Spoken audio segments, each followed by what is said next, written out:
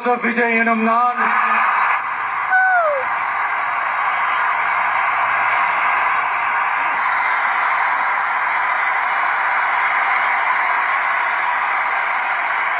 சட்டப்படி அமைக்கப்பெற்ற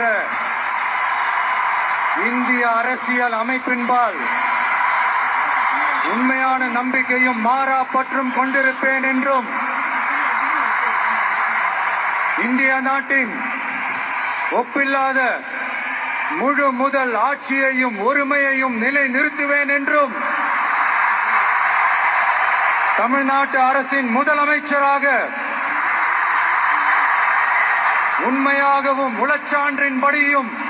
என் கடமைகளை நிறைவேற்றுவேன் என்றும் அரசியல் அமைப்பிற்கும் சட்டத்திற்கும் இணங்க அச்சமும் ஒருதலை சார்பும் இன்றி விருப்பு வெறுப்பை விலக்கி